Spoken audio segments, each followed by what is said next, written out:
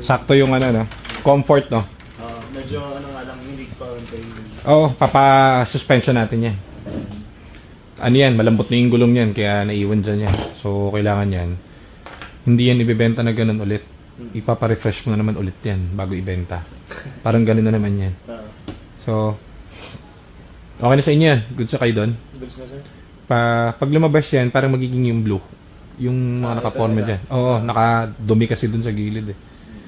Ang inuuna kasi namin, kapag kunwaring may kunwari may bibili, no? Lahat naman yan readily available.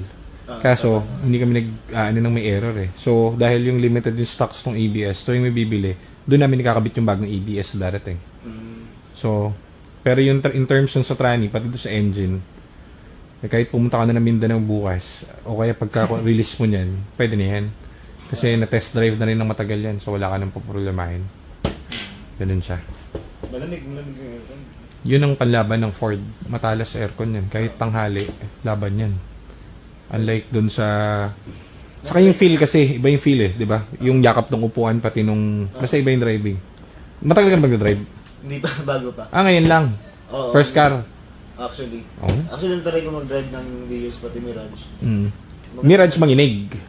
Vios naman, ang feel is, kung lagi ka nag-grab kasi, parang umay ka na dun sa feel. Yung parang pangmasa. Parang ganon.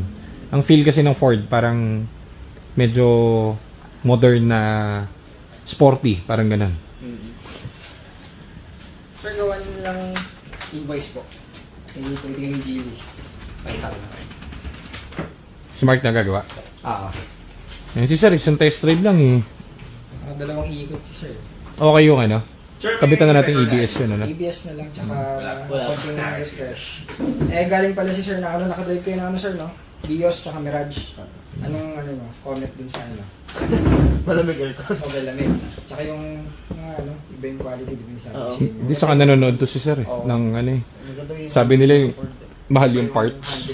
Ito yung mga kinakabit namin dyan, Sir. Original na LUK. Yan yung clutch. Ito, Sir. Port na. So, if ever na makabili ka ng Mirage, makabili ka ng Vios, hindi mo alam kung saan ginamit yun eh.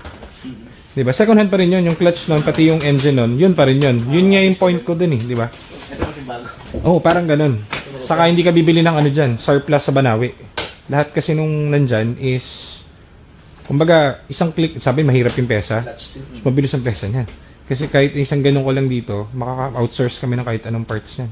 Kasi matagal na kayo sa Hindi lang sa matagal sir, mas madali talaga ang pyesa niya. Yung iba kasi pinapalaki nila dahil